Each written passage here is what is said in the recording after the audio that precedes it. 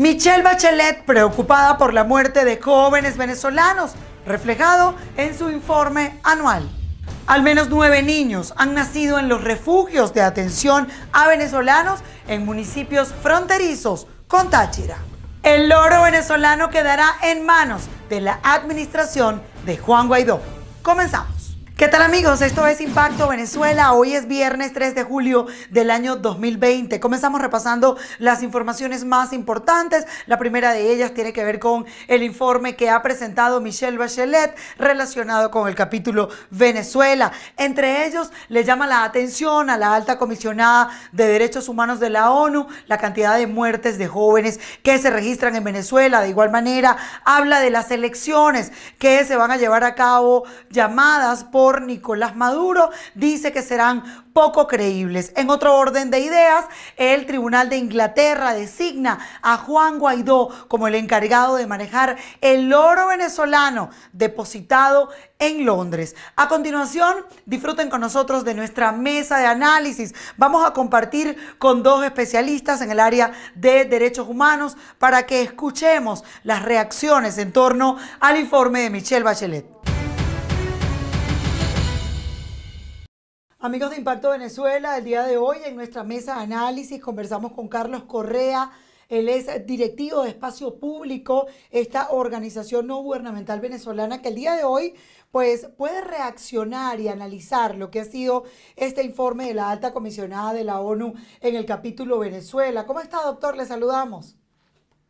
Hola, ¿qué tal? Muchísimas gracias por la invitación y muy buenas tardes. Sí, quisiera saber qué es lo principal que hay que rescatar de este informe. Por ejemplo, Michelle Bachelet habla por otro año consecutivo de las torturas de las que son víctimas algunos presos políticos en Venezuela, la situación con este Tribunal Supremo de Justicia que no fue electo, tampoco la directiva del Consejo Nacional Electoral, por ende, una cantidad de irregularidades que menciona dentro de su informe. ¿Cuál es el análisis que se hace ahora?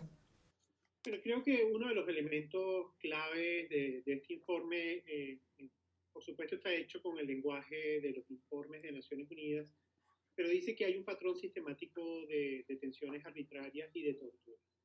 Eso significa que hay elementos que hablan de no casos aislados en relación a este tema, sino que son casos que estructuralmente están presentes en la situación venezolana.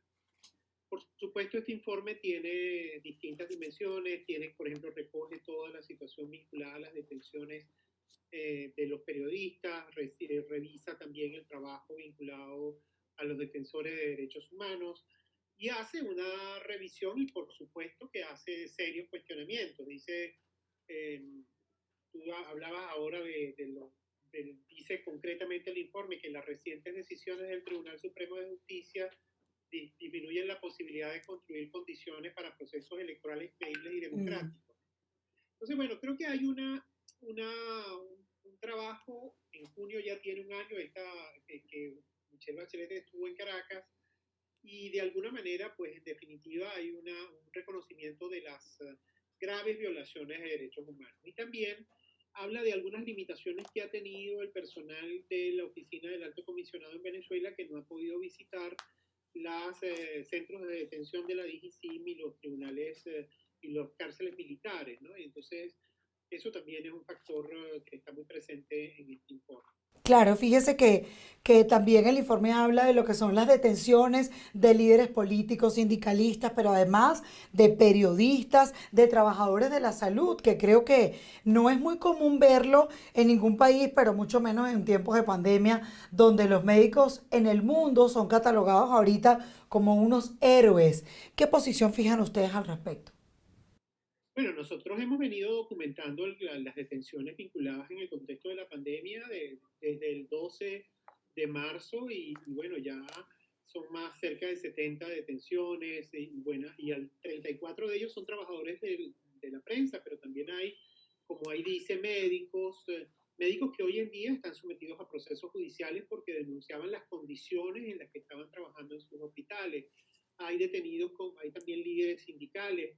Algunos de esos casos fueron referidos en el propio informe y dan cuenta de que efectivamente hay un proceso. Primero, dice el informe, que las detenciones se realizaron sin órdenes de detención, sino que fueron procesos absolutamente arbitrarios, que después las personas fueron sometidas durante un tiempo, estuvieron desaparecidas, que además de eso en muchos casos se violentaron derechos vinculados a la tortura, o en el caso de la tortura lo establece como un patrón, o penas crueles y tratos inhumanos, también tiene restricciones para el acceso a su derecho a la defensa. Es decir, hay un patrón que habla en este informe, que recoge como de mucha gravedad de lo que en este momento se está viendo ahí. ¿Qué viene ahora? ¿Qué viene ahora luego de este informe que pareciera ser muy importante en el mundo? Pero una de las cosas que hemos conocido, por ejemplo, es que el año pasado, de 23 recomendaciones que hizo Michelle Bachelet a Venezuela, solo se tomaron en cuenta 2 y una a medias, que es el tema de la vacunación en los niños. Y hace un mes y medio murió precisamente un infante en Venezuela por un problema de vacunas. Entonces, ¿qué implicaciones trae que Michelle Bachelet pueda presentar un nuevo informe que lo eleve ante la ONU el día 15 de julio, pero que a la larga pues no sabemos si a ciencia cierta Venezuela siente alguna respuesta ante este informe? Bueno, a ver, mira, hay otro informe también que tiene que presentarse el Consejo de Derechos Humanos. Uno es el informe, hay 2 resoluciones en el Consejo de Derechos Humanos sobre Venezuela. Es un caso un poco extraño. Un informe es el que está dando cuenta ahora con estos datos, y hay otro que es el de la Comisión de Verificación de Hechos, que está trabajando en relación, que tiene un mandato distinto y que también tiene que presentarse al Consejo de Derechos Humanos. Entonces, sobre el país hay 2 mandatos. Un mandato que ha presentado Michelle Bachelet y que es el que ha permitido que se establezca una oficina en Venezuela. Una oficina no, porque lo que hay es un conjunto de oficiales, 2 oficiales que están trabajando en Venezuela, que han permitido documentar buena parte de estos casos de manera directa, pero también entiendo que tienen que hacer trabajos de consultoría y apoyo técnico al gobierno. Esto lo que está mostrando es que hay un problema estructural en Venezuela que requiere que haya una atención mayor por parte de los órganos de Naciones Unidas. Yo creo que este informe es sin duda un elemento clave para decir que en Venezuela hace falta que se establezca una oficina con buena elite, es decir, con todas las características, una oficina del alto comisionado, para que efectivamente se puedan documentar los hechos y se puedan cambiar algunas de las políticas. Yo creo que el gobierno venezolano no termina de asumir su responsabilidad en relación a estas graves violaciones de derechos humanos, y por supuesto todos y otros informes lo que van a ir dando cuenta de las consecuencias de eso. Al no haber una política consistente en relación a esos compromisos, se traducen en graves violaciones de derechos humanos como las que está documentando. Sé que ustedes han estado haciéndole seguimiento a los periodistas perseguidos, privados de libertad. Marco Antoima y Mimí Arriaga están presos en Venezuela porque casa por cárcel no es libertad. ¿Qué posición fijan el día de hoy con respecto a que todavía este caso no se haya resuelto? Ahora quizás julio, agosto vienen vacaciones judiciales. ¿Y qué va a pasar con ese caso, doctor? No, lo que está pasando en ese caso y en otros casos, el de Darlison Rojas, el caso de la periodista que documentaba situaciones muy graves en una estación de gasolina cerca de Caracas, o el caso de la directora de un medio en Vargas. Es decir, en todos estos casos lo que hay es un proceso judicial, Luis Carlos Díaz, es decir, hay un proceso judicial que se convierte en una suerte de castigado sin condena. Es decir, son personas que tienen restricciones en sus derechos y libertades y todavía no han sido condenados, es decir, es una condena anticipada. Es sin duda una situación muy grave que se está viendo en el conjunto de las personas que, por ejemplo, en el caso de libertad de expresión, nosotros hemos documentado 34 detenciones. Algunas de ellas están sometidas a estos procesos judiciales. El caso de Eduardo Galpindo, por ejemplo, en el estado Apure. Es decir, hay casi todos periodistas o médicos o defensores o líderes sindicales están sometidos a este tema de estar castigados con medidas cautelares que sencillamente lo que están es anticipando una pena cuando no han sido juzgados como culpables. Así es. Bueno, doctor, le damos las gracias por habernos acompañado en Impacto Venezuela. Vamos a estar haciéndole seguimiento porque sabemos que este tema siempre es muy importante, y además que luego del 15 de julio quizás pueden venir unas nuevas reacciones una vez que Michelle Bachelet haga la presentación oficial ante la ONU. Gracias por haber estado con nosotros. Amigos, conversábamos con Carlos Correa, directivo de Espacio Público. Ha sido enfático al señalar sobre este informe que ha presentado Michelle Bachelet y que de alguna manera está concatenado con el trabajo que han realizado las organizaciones de derechos humanos, organizaciones no gubernamentales que buscan precisamente velar por el trabajo para proteger a los ciudadanos venezolanos. Hace especial énfasis en el caso de los periodistas, los que se encuentran todavía presos porque hay dos periodistas venezolanos que están presos dentro de su casa y otros tantos que se les sigue juicios por definitivamente publicar algún tuit, señalar algún tipo de información relacionada cuando comenzó la pandemia del COVID-19, entre otras situaciones. A continuación, nuestro siguiente invitado, Calixto Ávila, de la organización Provea, también en este tema tan importante para los venezolanos como ha sido el informe que presenta Michelle Bachelet ante la ONU. ¿Qué tal, amigos de Impacto Venezuela? El día de hoy conversamos con Calixto Ávila. Él es representante de la organización Provea, muy importante en estos momentos en el que el mundo está analizando qué ha pasado con este informe que ha presentado la alta comisionada de la ONU, Michelle Bachelet, en el caso Venezuela. Doctor, le saludamos. ¿Cómo está? Buenas tardes, mucho gusto. Sí, queríamos entonces que usted nos dé pues sus primeras impresiones de qué significa que Michelle Bachelet, entre otras cosas, haya lamentado que hay un CNE como el CNE que hay ahorita en Venezuela, un Consejo Nacional Electoral electo por un solo sector. También asegura que Venezuela sigue violando los derechos humanos y que de alguna manera hay una cantidad impresionante de líderes políticos privados de libertad, periodistas, sindicalistas, trabajadores de la salud. En línea general, esto es lo más importante que ha dicho Michelle Bachelet. Sí, bueno, el informe de Michelle Bachelet tiene que ser entendido como un proceso que lleva varios años en el Consejo de Derechos Humanos de Naciones Unidas. El informe que está presentando hoy es producto de una resolución, que es la resolución 42.4 del año pasado, que le dio el mandato, el Consejo de Derechos Humanos le dio el mandato a la alta comisionada para elaborar un informe sobre la situación global de derechos humanos en Venezuela, con énfasis en el derecho a la vida, la integridad personal y la libertad personal. El informe que hoy presenta es ese informe, está en el tema 2 de la agenda del Consejo, y habrá otro informe para el 15 de julio, que está en el tema 4, que es un segundo informe pedido también el año pasado en una resolución del Consejo, que es la 4225, en donde debe informar nuevamente sobre la situación de derechos humanos, pero con énfasis en la independencia del Poder Judicial y de la justicia para poder obtener reparaciones, por ejemplo, en temas de derechos económicos, sociales y culturales, y sobre la situación de derechos humanos en el arco minero del Orinoco. Sí, ese tema del arco minero,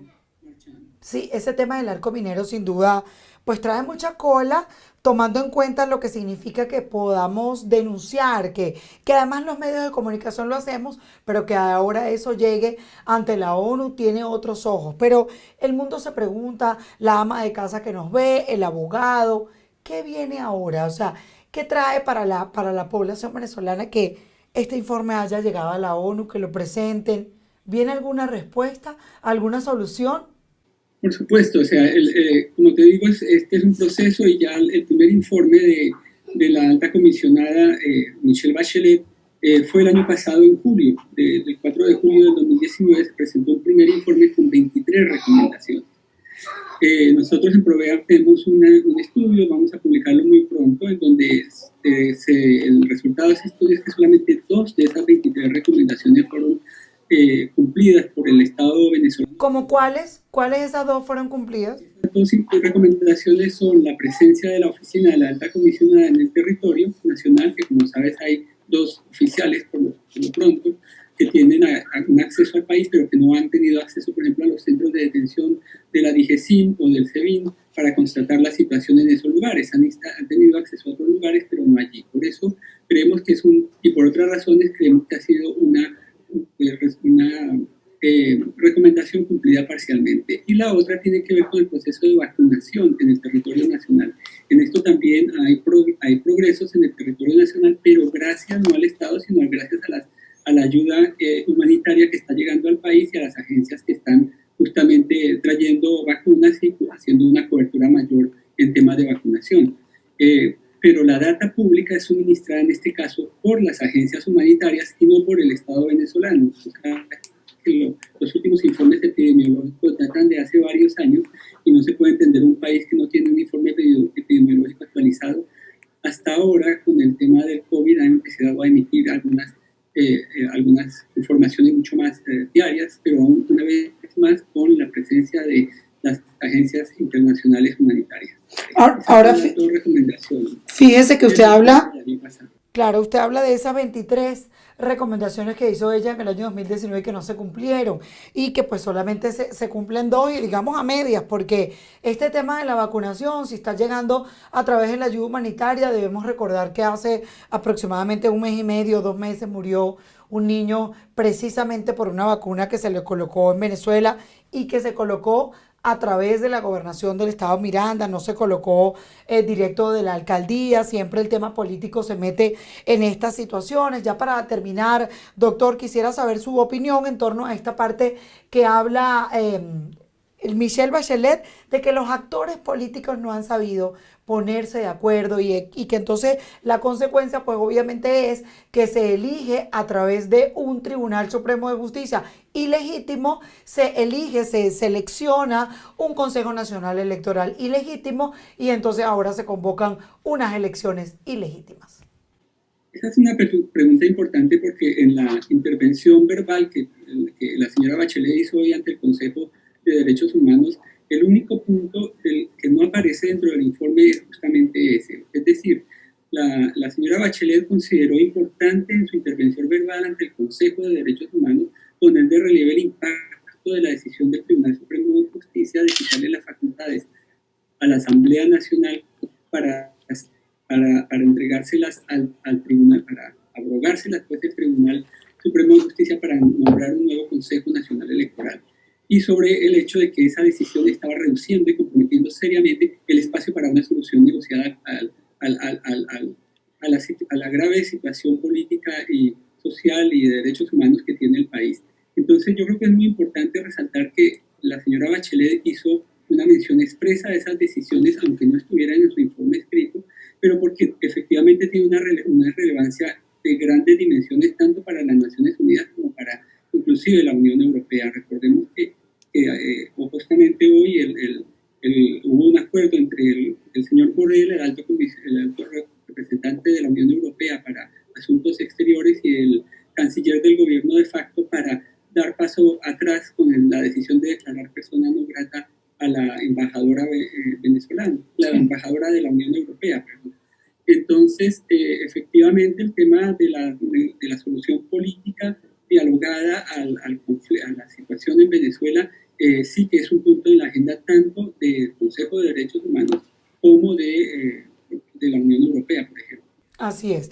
Bueno, doctor, le damos las gracias por habernos acompañado en Impacto Venezuela. Vamos a estar muy pendientes, no solamente de este informe, sino del que se va a presentar justamente el 15 de julio, porque todo esto siempre trae unas reacciones importantes y que Venezuela siempre está alerta y atenta ante las consecuencias que pueda generar que Michelle Bachelet presente un informe, que vaya a Venezuela, que esta oficina se mantenga abierta y que además le permitan a los integrantes de la ONU en Venezuela asistir a las diferentes cárceles, la situación de los presos políticos, cómo el FAES está de alguna manera siempre realizando unas acciones que muchos califican de tortura. Gracias por estar con nosotros.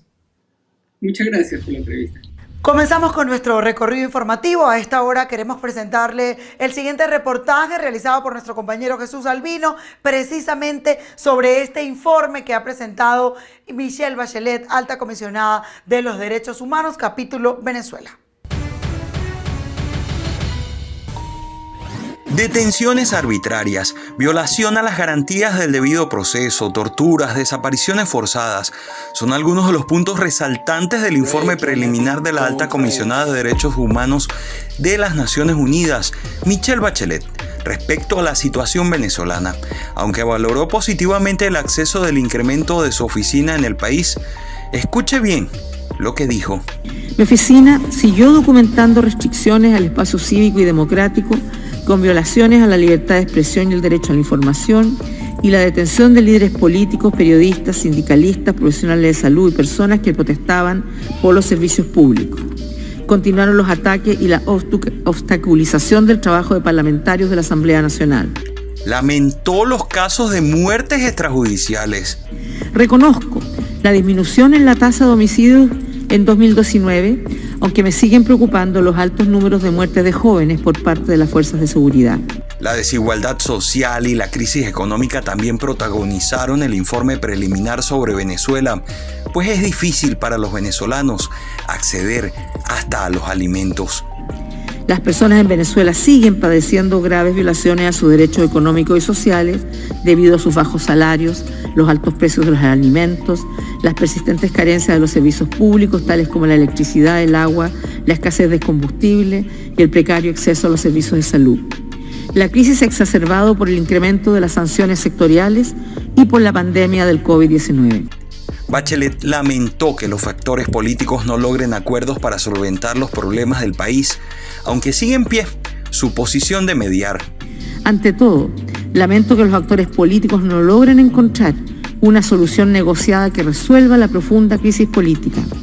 Las recientes decisiones del Tribunal Supremo de Justicia disminuyen la posibilidad de construir condiciones para procesos electorales creíbles y democráticos. Estas nombran nuevos rectores del Consejo Nacional Electoral sin el consenso de todas las fuerzas políticas e interfieren en la organización interna de dos de los principales partidos políticos de la oposición. Reitero mi llamado en favor de una negociación política inclusiva, basada en derechos humanos y en la restitución de los derechos políticos, y mi oficina sigue dispuesta a contribuir en estos esfuerzos. Las reacciones fueron inmediatas. El embajador de Venezuela ante las Naciones Unidas en Ginebra, Jorge Valero, respondió que el informe incorpora información de fuentes de escasa credibilidad, sin haber sido debidamente contrastadas con las autoridades venezolanas, y que se habrían excluido los progresos alcanzados en la mesa de diálogo entre el gobierno de Maduro y algunos factores de oposición.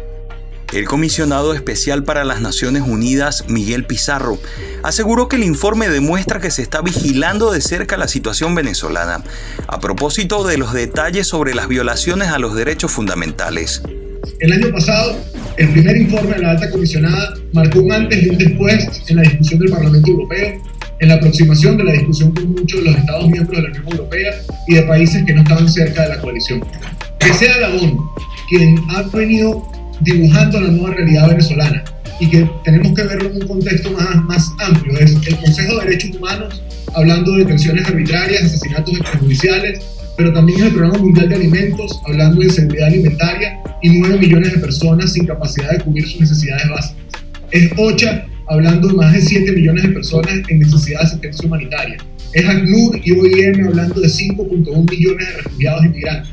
En general, podríamos decir que al cabo de un año el sistema está dejando de ser un sistema complaciente con el régimen y se está cerrando el último reducto de diplomacia. Pizarro aseguró que casos como las desapariciones y detenciones forzosas, que serían comunes en Venezuela, en cualquier país del mundo, representarían un escándalo público. No le dan acceso a los funcionarios de la alta comisionada a la cárcel de inteligencia y contrainteligencia, no le dan acceso a los relatores especiales. Ellos firmaron un memorándum de entendimiento que daba la orden de que 10 relatores especiales fueran a Venezuela. Están solamente interesados en que vaya el relator, la relatora, contra medidas coercitivas unilaterales del sistema financiero, le hace sanciones, pero nosotros hemos venido pidiendo, y creo que debe ser un clamor de las víctimas, de la sociedad civil y de todos, que el relator de desapariciones forzadas, la relatoría de detenciones arbitrarias, la relatoría de derechos económicos y sociales, de libertad de expresión, puedan entrar a Venezuela y puedan ayudar a aumentar este expediente. En relación a este tema, el Foro Penal Venezolano respondió que el informe solo tiene un muestreo de 100 casos, sin especificar detalles, pues estas cifras superan las 2.000 detenciones. Y un punto que no puedo dejar de referirme, el informe se refiere, sin especificar, que les puedo aclarar, que ellos han evaluado, la oficina de la alta comisionada, 100 casos de violaciones, de detenciones arbitrarias.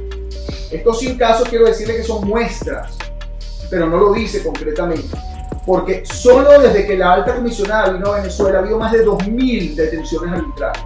La crisis económica y lo que debe hacer un venezolano para poder comer seguirá siendo un punto resaltante del nuevo informe Bachelet, pues los venezolanos no ganan lo suficiente para cubrir ni el 5% de sus necesidades alimenticias.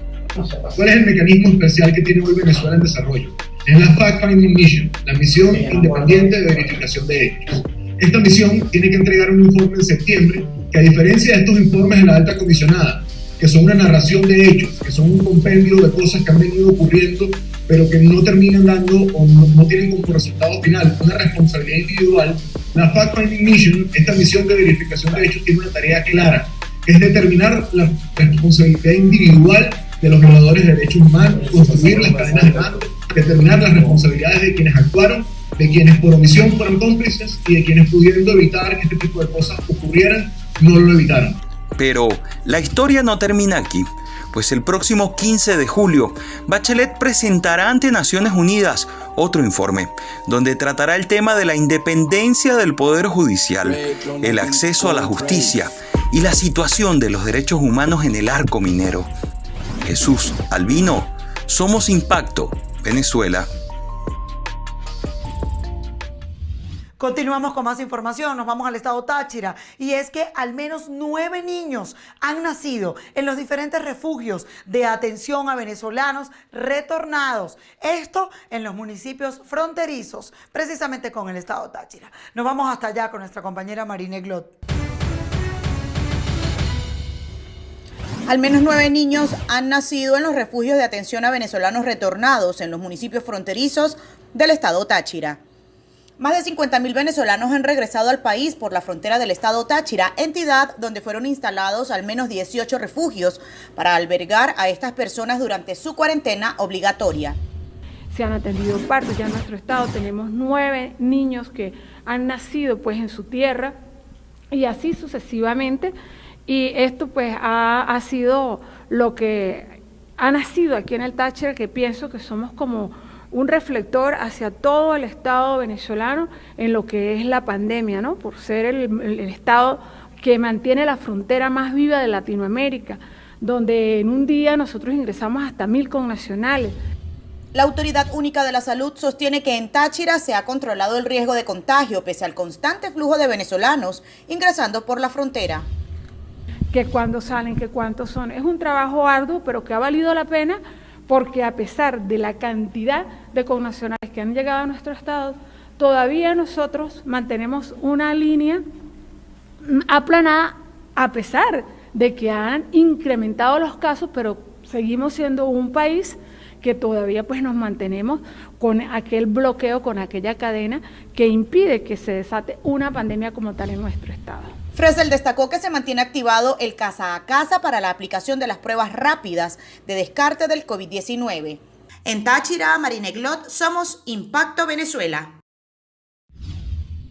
Gracias Marine por tu reporte, continuamos. Y es que el gremio médico de Nueva Esparta exige la dotación de equipos de bioseguridad para atender a los pacientes contagiados. El reporte lo trae a esta hora Jesús Albino.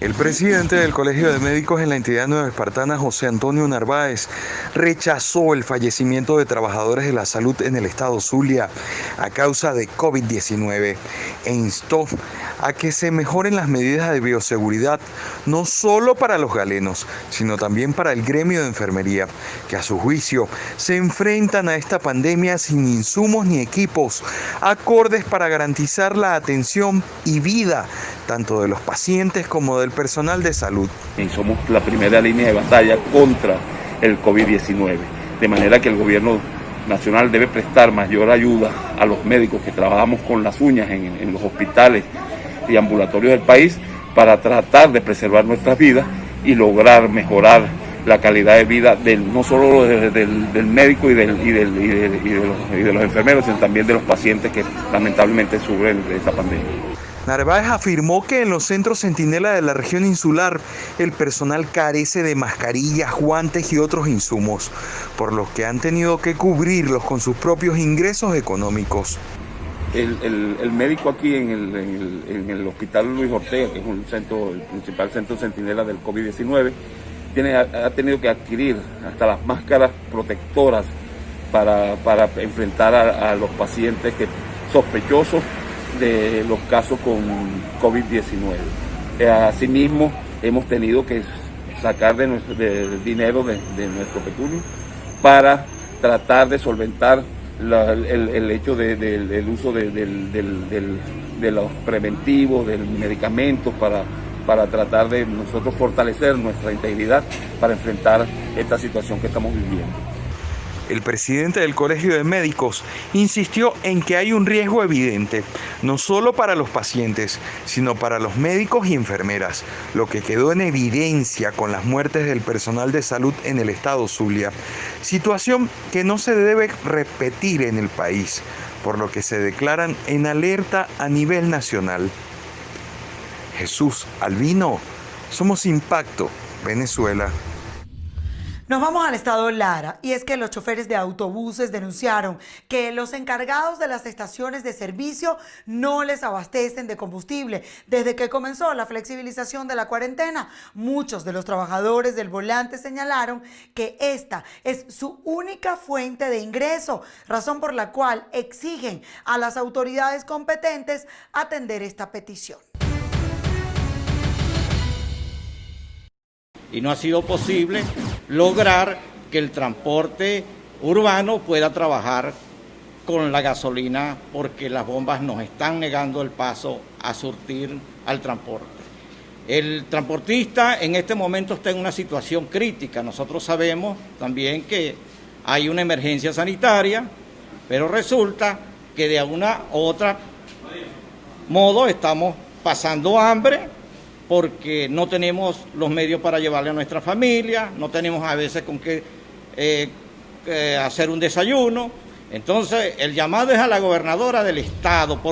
Nos vamos al estado Carabobo, y es que la Cámara de Pequeños y Medianos Industriales, además de artesanos de esta entidad, considera que actualmente la prioridad en el sector industrial no es el reinicio de operaciones, sino la protección de los trabajadores. El reporte lo trae a esta hora Ignacio Yaguare. Elizabeth Brown, presidenta de CAPEMIAT, reconoce que el sector industrial de Carabobo es uno de los más afectados por la cuarentena. Sin embargo, cree pertinente que la reactivación de cada empresa debe ser posterior a la implementación de un protocolo sanitario que garantice la seguridad de todos los trabajadores. No podemos olvidarnos de nuestras empresas, sí es verdad. No podemos olvidarnos de nuestras empresas. Sabemos que tenemos que trabajar, que tenemos que producir y que tenemos que facturar. Todo eso es importante. Pero tenemos que saber muy bien cómo nos vamos a manejar. Y lo importante es la seguridad que debemos darle a nuestros trabajadores y a nuestros familiares. Tenemos que cuidarnos todos. Brown también considera que un ajuste en el precio del combustible era necesario. Considero que ya era hora de que el precio del combustible se ajustara más a la realidad. El modelo no lo sé. Lo que yo sí quiero pedirle es que necesitamos combustible para seguir en marcha con nuestras empresas. Algunos empresarios con los que pudimos conversar, sobre todo aquellos que no pertenecen al sector salud, alimento u otro sector priorizado, nos comentaban que deben no solo lidiar con todo lo que es el tema de la cuarentena radical y flexibilizada, sino también cuando logran poner operativas sus unidades deben ver cómo están en ese momento funcionando los servicios de agua, electricidad y transporte público. Desde el estado Carabobo, Ignacio Yaguare, somos Impacto Venezuela. Estamos desplegados en todas las plataformas digitales para que usted pueda disfrutar de Impacto Venezuela. En Twitter y en Instagram nos consigue como @ImpactoVE. De esta manera le ponemos punto final a nuestra emisión por el día de hoy, no sin antes invitarles a que se suscriban a nuestro canal de YouTube Impacto Venezuela. Recuerde darle clic a la campanita para que pueda recibir todas nuestras notificaciones. Gracias por habernos dejado entrar en sus hogares. Yo soy Carla Salcedo Flores.